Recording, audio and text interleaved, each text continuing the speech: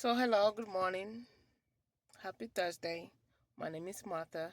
Welcome to my channel once again. So, um, I just came back from work. I had a hectic night.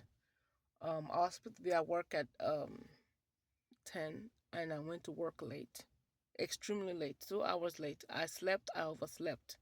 So, I was very behind at work last night and this morning, rather. But anyways, to God be the glory. Everything is going fine. I work today. I work was fine. Work was fine too. I met some young men. Some young men. They some of them. I think they were seem to be influencers or something. But they were so nice to me. I mean, I was nice to them as well. I'm normally very nice to my customers that come in, and they had their camera and they were recording, and they were really just friendly, and they liked me a lot. They liked me a lot. I think it was about five of them or six of them. They came in there. You know how young people are, and they asked me to give them a hug, and I hugged them, and they asked me, like I said, they were influencers or TikTok um content creators, and they asked me to look into their camera and give them words of encouragement, and I did. I love young people. I love young people that just vibrant and friendly, and they were friendly, good young men. I think they're probably in their late teen into their early 20s, maybe 20 years old, 21. And one of them tried to lie to me that he was 30 years old. He's tried to I think he thinks if he told me he was 30 years old, I was gonna talk to him. I don't know what he was thinking, but that boy looked like he was 16 or something. But they were just fine young men, and they were very nice kids, very friendly. And we have to pray for the young people. I pray for young people. I pray for the youth a lot. I have the youth in my house, and my son is 15 years old. And when people see my son, they love my son because my son has this friendly atmosphere to him. My son, and he has a very very lovely smile, and he kind of look like me. And when your children look like you, you're happy, you're satisfied. I don't deem myself to be pretty or cute, anything. I used to be when I was younger, but I've gotten older, and you can tell, uh, you know um I'm not as young as I was, and you can tell that I have a lot of stress. It's a good stress. I'm a mom and I work, so it's a good stress. This is not stress. Is not bad. The type of stress I have is not bad. It's a good one. It's one that I know. Every day when I wake up, I gotta get busy. I gotta get doing something. I'm not bored. I'm not sitting around doing nothing with myself. I'm very very much busy, and my lifestyle is a very busy one. And I do envy people who sit down and enjoy their singleness or their childless life. And to have children is a good thing. It's a blessing. um but it does have its challenges, and it takes a toll on you. But like I was talking to the lady that did my hair. I was talking to her. We was talking about it, and I told her that the children will grow, and she has kids, and I have kids. We're just talking to each other. The children will grow up. They will get bigger. My oldest is 15. Then the other one is 10. The other one is about to be 9 years old. She's 8. She's about to be 9. Uh, um, June the 6th, next month. Very soon, she's gonna be 9 years old. And I remember when they were very little, I went through a lot.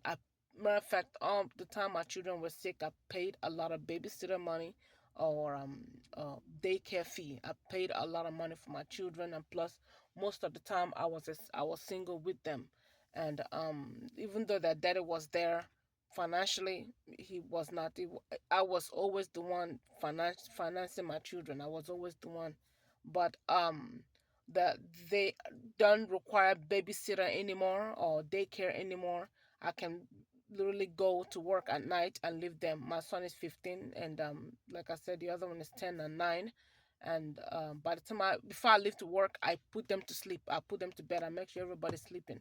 Then when I'm leaving out, I let my son know. He comes and lock the double lock, and warn him. Look here, if you don't hear my voice, if it's not me, you don't open the door for nobody. So my children they already know the drill. And but anyways, yeah, I worked today. I just made those. I was really um having a stressful night. Like I said, I went to work late, so I was like behind in everything. But these boys here is like God sent them my direction. I was wearing my bonnet because when I jumped out of bed because I overslept. That's why I went to work late. When I jumped out of bed, um, I, I didn't bother with my hair. Thank goodness my hair is done. I did my hair. That was why I was late because when I came back from work yesterday morning, instead of sleeping, I went to get my hair done. And after I came back from getting my hair done, it was already time to pick up the children from school. So I was um I was already late to I was already late to um going to work. So what am I trying to say? Yeah, when I came back from work, I was supposed to go to sleep, but instead I went to do my hair. Then by 4 p.m., I'm tripping, yo. I'm sorry. I'm tired. I just came back from work. You see, I'm sleepy already, and I'm already.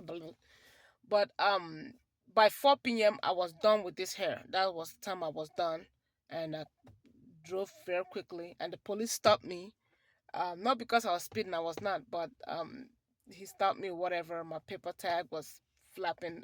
I'm waiting for my registration to come in. So, but he thought he got him a big fish. No, I'm no big fish.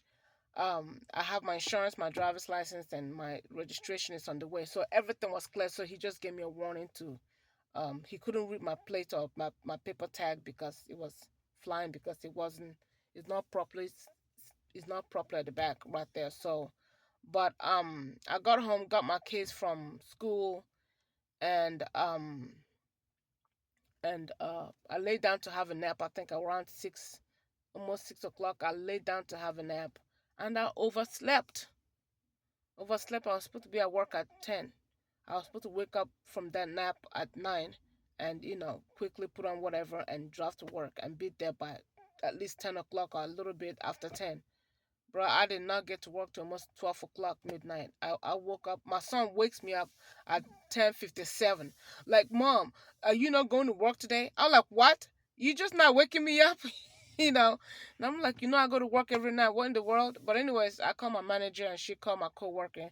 And by the time I got to work, my coworker was so nice. He was just so understanding. I thought it was the other one I was relieving. I'm like, oh my God, I have to listen to him say something to me about being late or watch his face frown at me. But thank goodness I was relieving one other young man, and he was so understanding. And he told me he needed the extra hours, so he wasn't really tripping. But it all worked out for him. It worked out for me. But these young men that came into the store today, they were just so nice, so kind. Like I said, there are TikTok influencers or social media influencers or TikTok content creators, and they were doing such a good job. And they kept putting the camera on me. They kept putting the camera on me, and their followers or whatever were complimenting my hair, and one other young guy, told them, give tip $100, tip $100. It's so important to be good at your job, at where you work at. My job my is not my dream job or anything like that, but it's a job, and I thank God that I get to go to work, and I get paid, and I'm able to pay my bills and pay my rent and take care of my children. I'm able to do these things because I have a job. I'm just so overly grateful to the Lord that I was able to. I'm able to work and take care of my children. I don't have to beg nobody. I don't have to be lost and confused and worry about where my rent money will come from, money for food will come from, money for gas. And this car I have right now, this is a Ford, and I just bought it newly. God has blessed me, and I see blessings of God in my everyday life. I really do. You know, um, I'm the type of person. I'm very bubbly.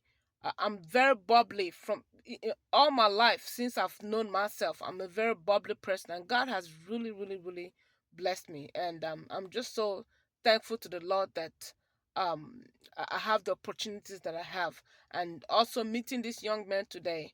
Um, just all of them trying to hug me, being nice, and putting me on the camera, just telling their followers how awesome I am, and they complimented my hair. These are young kids. I'm like, these are young men, like on their early 20s, late teens, early 20s, just being so mature. There were black boys. They were mostly black boys. I think two of them was white, and they were just excellent, awesome young men, just outstanding, and that they asked me if I could say something encouraging to them into their camera, and I just said to them, I said, you guys are wonderful guys. You guys are very upstanding. You guys are excellent. And I told them I wish you guys well, and I wish you guys nothing but success. And I meant that from the bottom of my heart. I wish them success in all they do. And I told them, y'all keep doing well. You guys are doing great. You guys are wonderful. I just, the way I would like someone to compliment me, I complimented them that way. I complimented those young men that way, and they were just so gorgeous, awesome young men. But one of them came back to the store. He lost his phone, and I didn't see no phone by my register. But when they were leaving, I seen them running around outside in the parking lot, just playing with each other with their camera. So I'm thinking that's how he dropped his phone. But I just hope he finds it. But anyways, that was how my my day went. That was it, and I mean, thank God it went well. But on my way coming back from work, driving home, I was watching the Hodges twins on YouTube. The twins, Hodgins, I think that's the last name, Hodgins twins. The YouTube content creators, and they were they were talking about this young man that was crying. This one young boy, he's a mixed kid. He says he's a waiter, and he was crying doing a video. He said that TikTok banned him for life, and kicked him off or whatever, because he was complaining about black people not tipping, that black people don't tip. I'm a black person, not just black, but I'm an African Nigerian person, and when I go to restaurants, I'm a big tipper. Not that I tip big money, but I do tip. I believe in tipping. Matter of fact, I'll be ashamed of myself if I go to work, if I go to a restaurant and I don't tip my waiter. If you're the type of person that go to a restaurant and you don't tip, I want to tell you something. As someone that used to be a waiter or waitress, we depend on that money, on your tip money. We depend on tip money because the establishment we're working for are not paying us as much. So we depend on that tip money. So coming from that mindset, I have the mindset of tip your waitress or your waiters. There are some waiters or waitresses that have served me. They weren't overly friendly or smiling. They were just doing their job and serving. But guess what? I still tip them and I tell them, you did a great job. Keep up the good work. And at the end of that conversation, they give me a big old smile. A big smile. I'm always complimenting my waiters, my waitresses. So this young man was talking about how black people don't tip. Let me tell you something. Black people, you guys are on social media now. Like you guys are very famous. Everybody is pouncing on the black culture, black community, how black people are acting. Matter of fact, they have this whole new thing called black fatigue and all that stuff. And I know the whole world is not centered around uh black people, but for now, with what is happening on social media, black people are being called out for many things. I'm on the conservative right of things. I'm the type of person, wisdom, common sense, and courtesy, common decency will um is what will work for anybody, for a nation, for a people, someone, for me. So black people, you guys are black American people is what I'm talking about. Black American people, you all are on the world stage. The world is looking at you now, and the world is not very pleased. The world is like very disappointed in the ways of black people. But then again, I always come back and comment and say, look, there are decent, upstanding black men and women, black American men and women. So when you people are talking about black people this, black people that, you have to differentiate. You have to say some black people or certain demographic of black people. Because when I comment back on those type of videos where they're showing black people, or where black people are acting out, or black people are this, I when I try to comment on those videos, I'm always saying certain demographic. I'm always saying some black people. I don't be like black people, like as if black people in the whole, because me myself I'm black. So if I criticize black people, I'm also criticizing myself. Although I'm not black American, I'm African. I'm African woman. I'm a Nigerian person. So although I grew up here in the United States, I just wanted to differentiate them. Help people to understand what I'm talking about, or who I'm talking about. And so uh uh when we're talking about black people, we have to differentiate. We have to say some. We have to say certain demographic, because you can't talk about someone and drag the whole lump into it. You can't talk about the whole people, the whole nation, the whole group.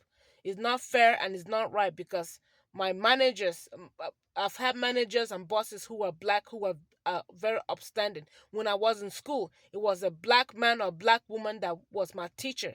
you know um yeah, when I go places, in my church place, I have these black people, good upstanding black people. So we don't want to criticize the the the small minority of bad behaving black people, and criticize the whole lump. Do you know that there are wealthy black people that you and I never heard about?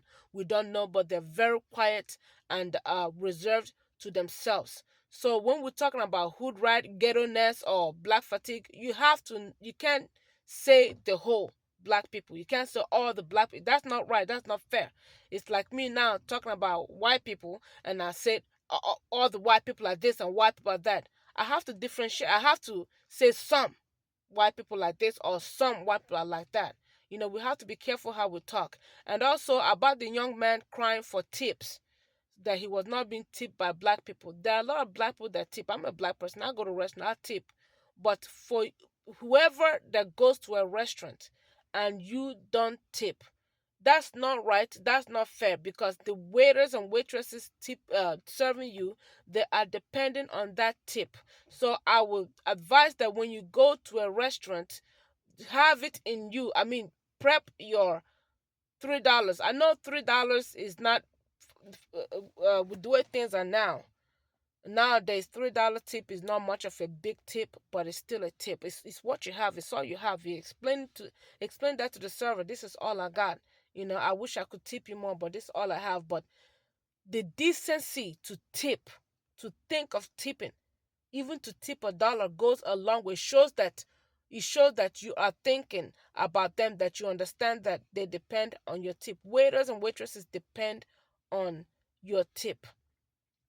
You know, when I go to restaurants, I always make sure that I'm tipping my waiters and my waitresses, and I always compliment about them. And this young man goes further to saying that black people are the most complaining people, black people are the most entitled. He was just saying the whole thing, and he's not lying. The young man is saying the truth. It is true, because like I said, I was in that field. I do work, and I do experience some unruly black people. But then again, like I said, we have to differentiate. We have to divide. You have to divide it. You can't say the whole lump, the whole people. It's not right, because if you said, "Oh, black people are this, black people are this, black people are that," then you're also talking about me when I'm not like that. So we just have to be mindful. And when going places, going in public, I think some black people are really are really messing up. Like I said from the beginning of my video today, black people right now are on the world stage. The whole world is looking at black people, judging black people, condemning black people, and it's because of some certain demographic of black people just misbehaving, acting bad, and being so racist, so hateful, um, and clapping their hands for something that should be frowned upon, that should be condemned. One of the biggest one lately is the Anthony Carmelo and Austin Metcalf case. When Anthony stabbed Austin in the heart and Austin died, there was a lot of black people that gave to Carmelo, and they were clapping their hands for him, happy that Carmelo killed um, a white boy. And I'm like, this is bad behavior, very very bad. How when since when did we start praising people that kill people? Since when did we start praising murderers and killers, rapists? When did we start praising that? We shouldn't. The Bible said that in the last day they will call evil good and good evil, and we are living in that. And we shouldn't praise nothing when someone does anything bad, anything wrong. We have to condemn it. We have to condemn it. We can't praise it. You can't clap your hand for it. You can't cheer it on like, yeah, yeah. It's like you're encouraging bad behavior. You're encouraging evil. You're on the side of evil, and you have to be careful. God is on the throne, and that man is watching. God is watching you. He's watching you and I. What we do in public, what we do in private. The Lord is watching. Do what you say, what you entertain yourself with. God is watching. He's watching your heart. You know, how can somebody kill somebody and you are okay with it? Why are you clapping your hands? Why are you happy about that? You're happy that somebody of black killed someone that's white. Why you? I mean, at the end of the day, let me tell you, I have a 15-year son. I don't want my son to meet up with someone that he will argue with, because the Carmelo Anthony case and Austin Metcalf, it was over. It was because of Anthony was sitting on their bench for Austin the Metcalf team, and Austin told him to leave, and he refused to leave. And one word was exchanged, and what's his name, Carmelo, stabbed him on the chest and killing Austin. And this is very unfortunate.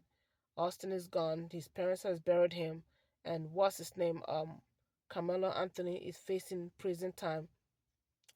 He's facing prison time, and you know there are consequences when you decide to act on impulse.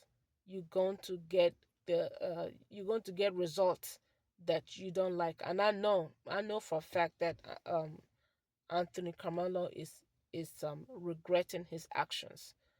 I know he is regretting his actions. There is no way that boy is sleeping in peace, going to bed knowing that you're going to go to prison very soon. There's no way. And I know he's regretting. I know he's anxious. I know the days are going by fast for him. That because now he's convicted, and they said that he's looking at 40 to life, or he's looking at 40 years in prison. I don't know, but that's what I heard. I'm not too sure, but I heard that's what I'm hearing. But they're gonna do the trial by June. That's when the trial is gonna start. And I'm oh, it's unfortunate. I'm really really sorry for Anthony, Camilla Anthony. That boy is looking at prison, I'm already feeling sorry for him. At first I was really pissed off and angry that he did that, but I'm like, this boy, he's he's not let me tell you, his heart is not at peace. No, his heart is not at peace. He's looking at prison. And I wish Austin Metcalf family peace. I wish them peace, that they will be able to get their justice and uh get their closure and just move forward and move on, and may the Lord give them the heart to just forgive the young man that killed their son. Honestly, what an unfortunate situation. I don't want my son to get into an argument with somebody and he end up dying, or he end up killing somebody. Life should never be like that. When you argue with somebody, you shouldn't have to die for it. You really should not. When you get into a fight with somebody, you shouldn't have to die for it. You should just get in a fight and just go home.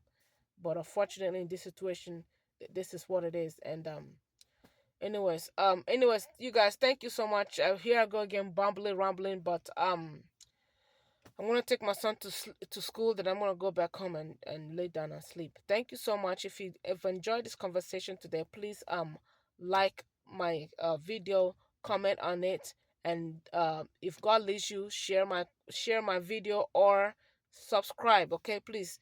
And to all my subscribers, thank you so much. I'm grateful for all that you are doing. Okay, thank you so much. Bye.